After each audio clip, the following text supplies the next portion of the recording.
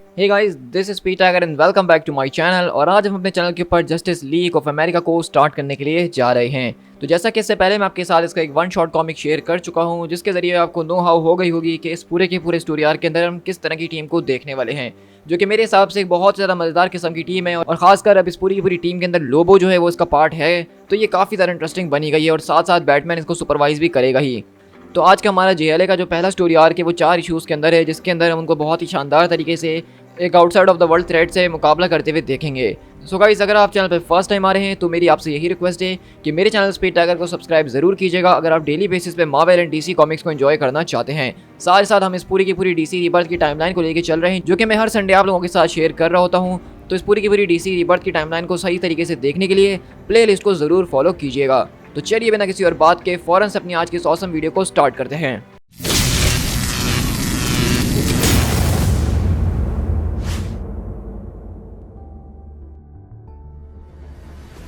कहानी की start Gautam city से होती है, जहां बैटमैन और विक्सन जो हैं आगे की तरफ जा रहे होते हैं। और बैटमैन कहता है जस्टिस लीग जो है वो ऊपर से सारी की सारी चीज़ों के ऊपर नज़र रखती है, लेकिन इतना अब काफ़ी नहीं है। हाँ, तुम ठीक कहते हो बैटमैन, लेकिन इस टीम की अगर बात की जाए तो ये तो खुद अपने ऊपर भी नज़र नहीं रख सकती है। ये तो बिल्कुल छोटे बच्चों की तरह लड़ते हैं। हाँ, ये एक ऐसी टीम है जिसको मैं बिल्कुल भी अफोर्ड नहीं कर सकता हूँ कि वो एक्सप्लोड कर जाए, और मेरी मदद के साथ वो करेगी भी नहीं। नाइस टॉक बैटमैन, लेकिन क्या तुम्हें ये बात पता नहीं कि आज तक ऐसी कोई जस्टिस लीग नहीं बनी जिन्होंने आपस में एक दूसरे से लड़ाई ना की हो।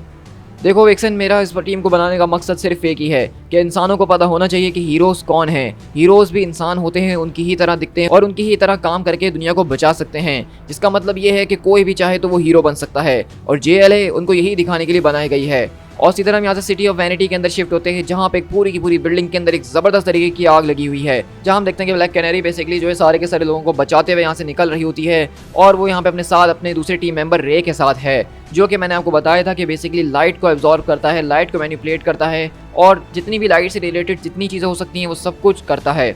तो हम देखते हैं कि वो अपनी यहाँ पे लाइट के जरिए एक ज़बरदस्त तरीके की शील्ड बना के लोगों को शील्ड के अंदर लेकर आता है और इस पूरी पूरी बिल्डिंग को खाली करवा रहा होता है। और यहीं से अगले पल हम पैसिफिक ओशन के अंदर शिफ्ट हो तो हमारा यहाँ पे अगला मेंबर लोबो जो है कुछ अजीब और गरीब किस्म के डीमन से मुकाबला कर रहा होता है, और कहता है ये बात तो माननी पड़ेगी ट्रॉल कि जब बैटमैन मेरे पास एक काम लेकर आया और उसने कहा कि ये एक हीरो वाली जॉब है, तो मैंने सोचा कि ये काम मेरे लायक नहीं है। लेकिन सच कहूँ तो बैटमैन ने मुझे इस पूरी की पूरी बोर्डम से बचा लिया है। लोबो ने सोचा नहीं था कि उसको बैटमैन के मिशन में जाके इतना ज़्यादा मज़ा आ रहा होगा। और रही बात तुम लोगों की, तो तुम लोग जो कोई भी चीज़ इस्तेमाल कर रहे हो वो इस पूरे के पूरे प्लेनेट को बर्बाद कर रही है। यह आग इस समंदर के क्रिएचर्स के लिए जो है हानिकारक है, और मुझे तुम लोगों को रोकने के लिए भेजा गया है। वैसे भी एक मैन जो है वो कभी भी एक डॉल्फिन को रोता हुआ नहीं देख सकता है यार। इसी के बाद हम यहाँ से 10 सेंचुरी के अंदर शिफ्ट होते हैं, जो कि JLA का इस वक्त हेडक्वार्टर है, जहाँ हम देखते हैं कि यहाँ पे बेसिकली एटम जो है वो काम में लगा होता है। और वहीं पे हमारी किलर फ्रॉस्ट आती है और कहती है कि एटम अराइन, क्या तुम यहाँ पे मौजूद हो? किलर आई मीन फ्रॉस्ट, मुझे माफ़ करना है, मैं जानता हूँ कि तुम अपने नाम के अंदर से किलर ड्रॉप करने की कोशिश कर रही हो। इट्स फाइन, मुझे इससे तकलीफ नहीं हुई, लेकिन मैंने सेंचुरी के न्यू जनरेटर्स के प्लान को ड्रॉ कर लिया है। क्या मतलब, तुमने एक नया पावर सोर्स को डिज़ाइन कर लिया? देखो, तुम ये शायद बात भूल रहे हो कि मैं इस पूरे के पूरे एक्सीडेंट के होने से पहले एक साइंटिस्ट हुआ करती थी, और एक्सीडेंट के बाद वो चीज़ें बदली नहीं हैं। हाँ, तुमने ठीक कहा। चलो, कम से कम इस टीम के अंदर कोई तो ऐसा है जो कि मेरी चीज़ों को समझ सकता है और मेरी थोड़ी बहुत मदद भी कर सकता है। मैं इस वक्त बेसिकली ट्रबल अलर्ट को जो हूँ ठीक करने में लगा हुआ था।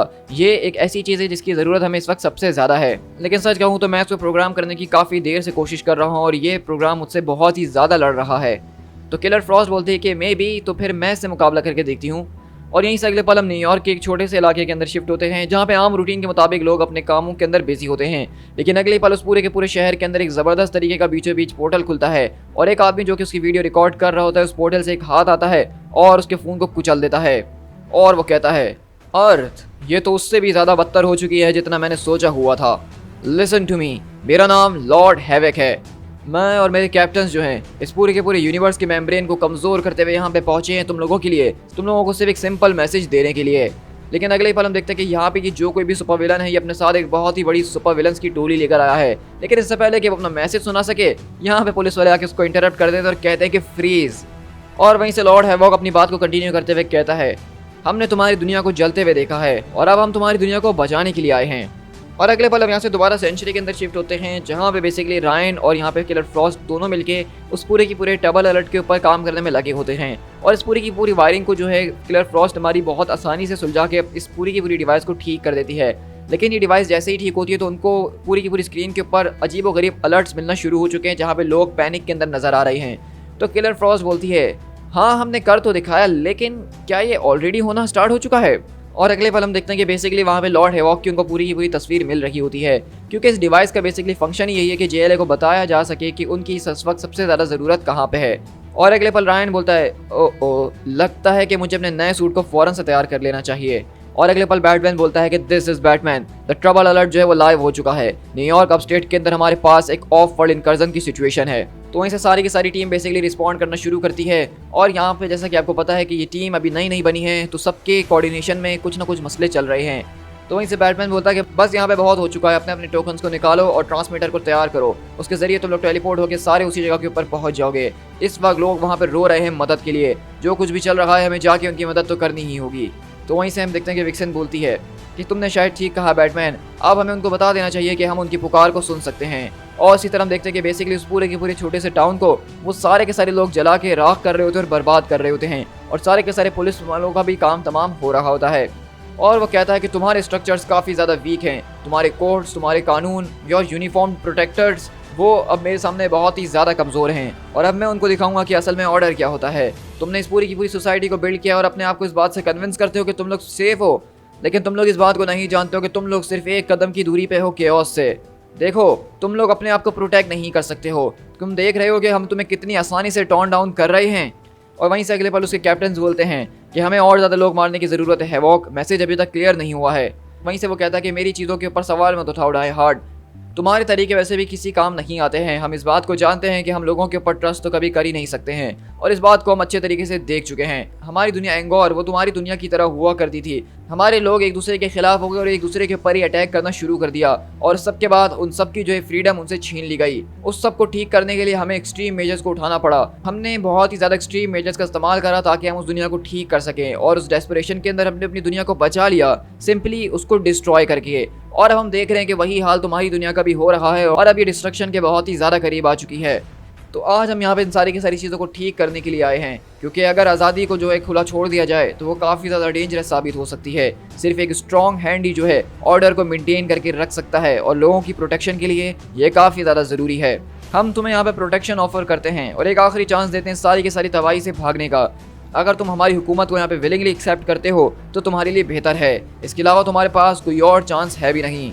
लेकिन वहीं से आवाज़ आती है कि तुम यहाँ पे रूल करने की बात कर रहे हो। सॉरी हैवेक, लेकिन रूलर्स का यहाँ पे हाल अच्छा नहीं होता है। और अगले पल हम देखते हैं कि विक्सन यहाँ पे अपनी पूरी की पूरी टीम यानी जेएलए के साथ पहुँचती है।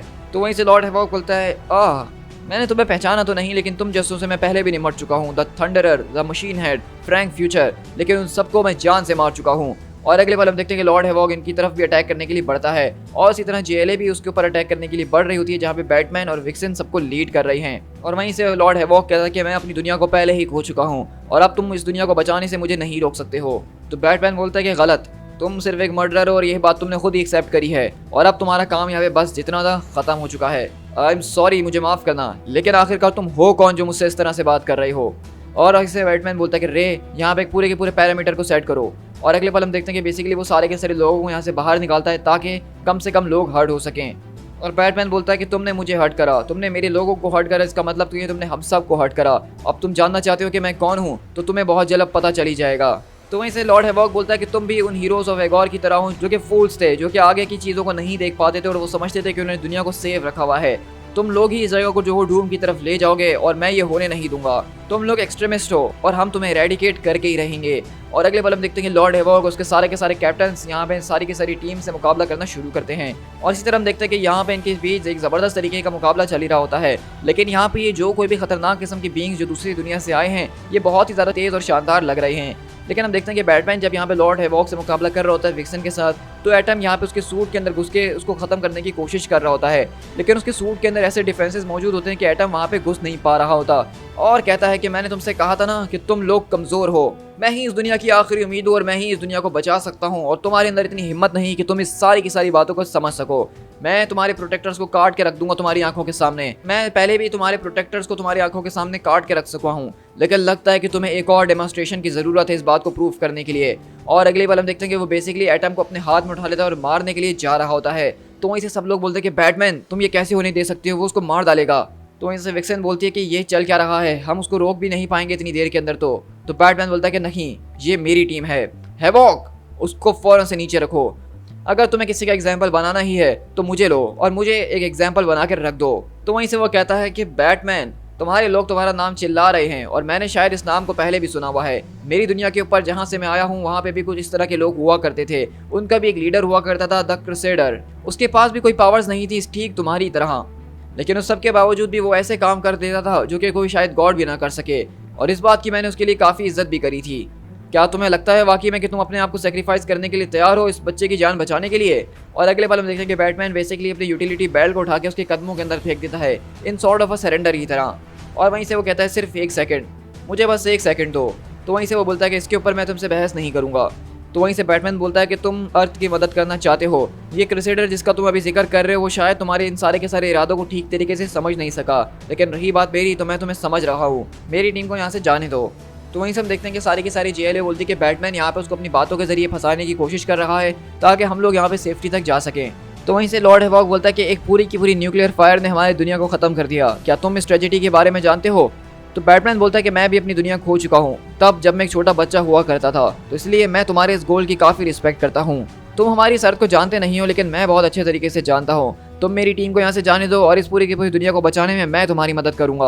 और अगले पर लॉर्ड हैवॉक बोलता है कि तुम इस बात को जान लो कि तुम्हारी जगह हमेशा मेरे नीचे ही रहेगी, तो हमारी टीम को ज्वाइन करोगे और मैं तुम्हारी टीम को यहाँ से जिंदा जाने के लिए दे दूंगा, तब तक के लिए जब तक वो हमारे मामले के बीच में दोबारा नहीं आएंगे। लेकिन वहीं से अगले पल आवाज़ आती है कि तुम इन सो कॉल्ड हीरोज को जिंदा रहने दोगे? बस मैंने तुम्हारी बहुत बात सुन ली है हैवॉक, और मैंने बहुत कुछ देख भी लिया है। और अगले पल हम देखते हैं कि बेसिकली उसका ही एक मेंबर डाई हार्ड जो होता है वो लॉर्ड हैवॉक के ऊपर आके अटैक कर देता है, और वहाँ पे उनके ही अपने लोगों के ऊपर ये सारी की सारी बहस शुरू हो जाती है। और वो कहते हैं कि तुम ये क्या कर रहे हो डाई हार्ड? तो कहता है कि बस अब मैं थक चुका हूँ इसके ऑर्डर्स को फॉलो करते करते, ये कभी कुछ कहता है तो कभी कुछ कहता है, हम इसके आसरे बैठ नहीं सकते हैं। हम यहाँ पे एक मिशन के ऊपर आए थे और हमें मजबूत होना होगा। यहाँ ये एक आदमी की बातों को सुन के इनको जिंदा छोड़ रहा है, ये नहीं होना चाहिए। हमें एक ऐसी लीडरशिप की ज़रूरत है जो कि स्ट्रांग हो, जो कि डिजर्विंग हो, जिसके पास स्ट्रेंथ हो हर वो चीज़ करने की जो ज़रूरी है, और मेरे पास वो स्ट्रेंथ मौजूद है। और रही बात तुम्हारी बैटमैन, अगर तुम इस दुनिया को बचाना चाहते थे तो अब तक बचा चुके होते, लेकिन अब बहुत देर हो चुकी है। तो वहीं से बैटमैन बोलता है कि तुम अपने प्लेनेट एगोर के ऊपर कुछ ज़्यादा ही आगे चले गए थे, लेकिन रही बात यहाँ पे, तो यहाँ पे तुम कहीं नहीं जाने वाले हो। और अगले बार हम देखते हैं कि यहाँ पे दोबारा से उन सारी की सारी टीम्स के दरमियान मुकाबला शुरू हो चुके होते हैं, और बैटमैन यहाँ पे उससे आर्ग्यू करने की कोशिश कर रहा होता है कि किस तरीके से वो यहाँ पे जो कुछ भी कर रहे हैं गलत कर रहे हैं, और अब उनकी अपनी ही टीम के अंदर लड़ाई शुरू हो चुकी है। लेकिन हम देखते हैं कि जब डाई हार्ड यहाँ पे अपनी टेलीकिनेटिक पावर से बैटमैन को झगड़ने की कोशिश कर रहा होता है, तो अगले पर लॉर्ड हैवॉक उठता है और कहता है कि तुमने ठीक कहा, और वो यहाँ पे डाई हार्ड के सीने के अंदर अपने पूरे के पूरे एक्स को घुसा के चीर देता है, और कहता है कि तुम्हें क्या लगा डाई हार्ड कि ये मेरा मेटल आर्मर है जिसको तुम कंट्रोल कर सकते हो? ये कोई आर्मर नहीं बल्कि ये मेरी स्किन है, ये मेरा चेहरा है, और अब ये वही आखिरी चेहरा होने वाला है जो कि तुम मरने से पहले देख रहे हो। क्या किसी और ने भी यहाँ पे मेरी अंदर वीकनेस को सेंस किया है? क्या यहाँ पे कोई और भी है जो कि इसकी तरह खड़ा होना चाहता है? यहाँ पे किसी और की फ्री विल नहीं चलेगी सिवाय मेरे, और जो कोई भी मेरे रास्ते के अंदर खड़ा होगा उसका यही हाल होगा, उसको भी मैं काट के ऐसे ही फेंक दूंगा। चलो, क्या तुम लोगों ने ये सब देख लिया? ड्रीम स्लेयर, अब हमें वापसी घर की तरफ लेके चलो। और अगले पल हम देखते हैं कि उनका एक मेंबर जो कि एक तरह का मिस्टिकल आर्ट्स को परफॉर्म करने वाला है, वो उन सबको टेलीपोर्ट करके यहाँ से कहीं ले जाता है। तो वहीं से किलर फ्रॉस्ट बोलती है कि घर क्या मतलब, क्या वो अभी अभी यहाँ से भाग गए हैं? तो वहीं से कैनरी कहती है कि नहीं, मेरे ख्याल से वो अपने घर तो नहीं गए, क्योंकि उनका कोई घर बचा ही नहीं है, वो यहीं कहीं मौजूद है, बस हमें उनको तलाश करने की ज़रूरत है।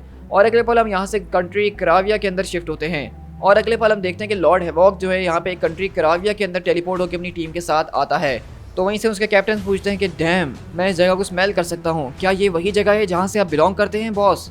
तो वो कहता है कि यस ट्रेसर, तुमने ठीक कहा, यही वो जगह है जहाँ पे मैं पैदा हुआ था, और इसलिए अब यही वो सबसे पहली जगह होने वाली है जिसको हम बचाएंगे। और अगले पल में यहाँ पे ये बात पता चलती है कि बेसिकली ये जो एक दूसरी दुनिया से आया हुआ आदमी है, ये बिलोंग बेसिकली अर्थ की एक छोटी सी कंट्री कराविया से ही करता है।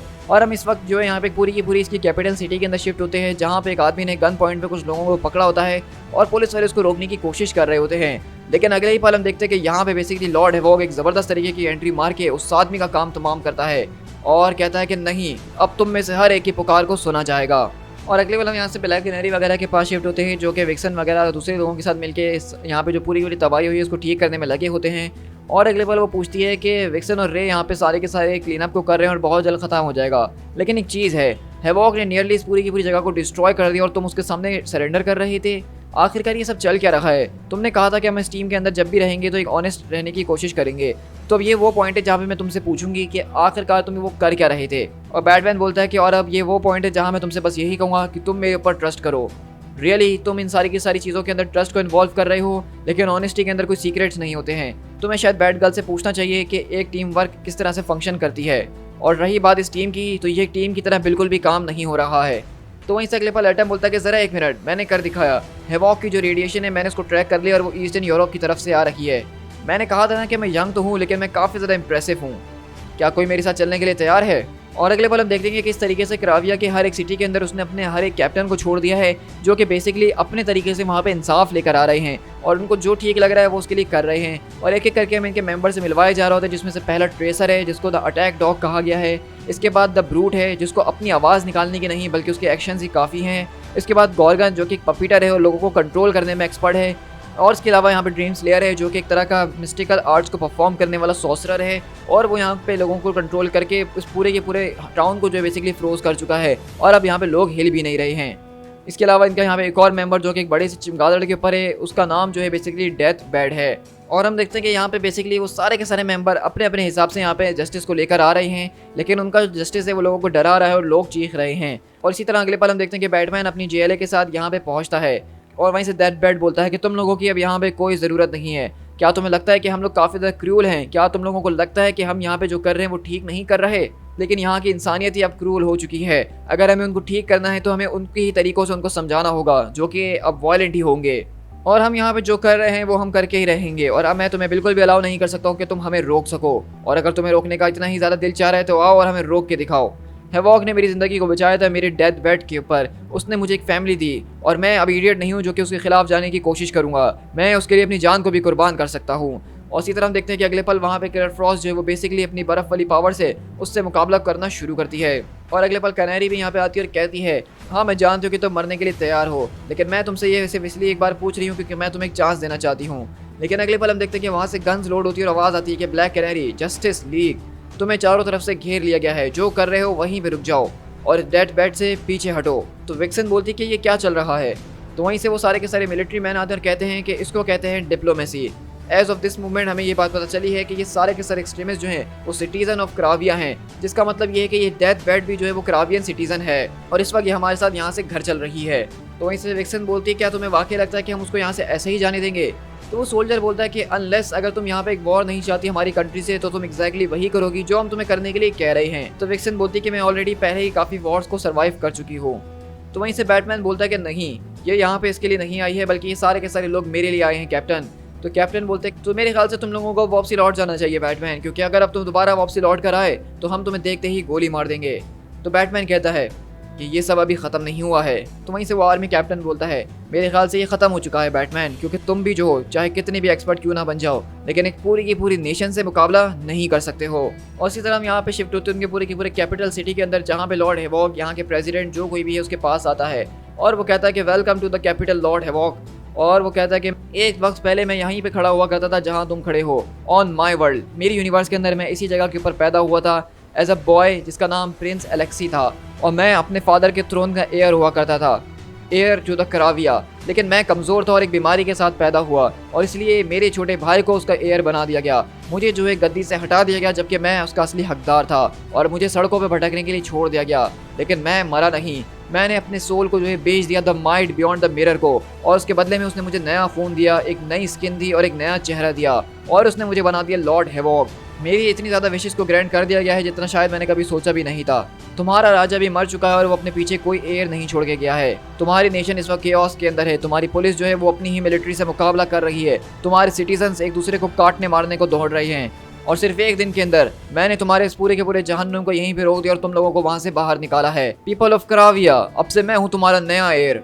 और अगले ही पल हम देखते हैं कि बेसिकली लॉर्ड हेवॉक जो है वो अपनी पूरी की पूरी ओरिजिन स्टोरी बताता है कि किस तरीके से वो एक दूसरी यूनिवर्स से आया है। उस यूनिवर्स के अंदर भी क्राविया हुआ करता था जहाँ का वो प्रिंस था, लेकिन क्योंकि वो एक छोटी सी बीमारी के साथ पैदा हुआ था और इसलिए उसके भाई को वो थ्रोन दे दिया गया और इसलिए उसने पूरे के पूरे सोल को एक हायर बीइंग को बेच के ये सारी की सारी पावर्स को ले लिया और अब उसने अपनी पूरी की पूरी दुनिया को बर्बाद कर दिया और अब वो इस यूनिवर्स के अंदर हुकूमत करने के लिए आ गया है और अब क्राविया के सारे लोग उसको अपना नया लीडर, अपना नया बादशाह मान चुके हैं। और वहीं से हम इस तरह क्रावियन बॉर्डर के ऊपर शिफ्ट होते हैं जहाँ पे उनका जनरल कहता है, उसने वो कर दिखाया जो कि हम में से कोई नहीं कर सका। For the first night in the months क्राविया जो है बेसिकली खामोश हो चुका है और लोग उसका नाम चीयर कर रहे हैं। लोग उसको सच में अपना एयर मान चुके हैं और क्राविया जो है वो उसको दे चुके हैं। तो अब आखिरकार इसके अंदर हम कर क्या सकते हैं? तो इस तरह हम देखते हैं कि जेएलए यहाँ पे मौजूद होती है और कैनेरी बोलती है ये दुनिया इस वक्त सब कुछ देख रही है, मेरे ख्याल से जनरल आपको थोड़ा सा कंपैशन शो करना चाहिए। तो वहीं से जनरल बोलते हैं कि ये दुनिया हमें कभी देखती ही नहीं है वुमेन, यहाँ पे जो कुछ भी चल रहा है वो एक जहन्नुम से कम नहीं है जिससे हम रोजाना घूमते हैं। किसी को कोई परवाह नहीं है कि हम यहाँ पे भूखे सोते हैं या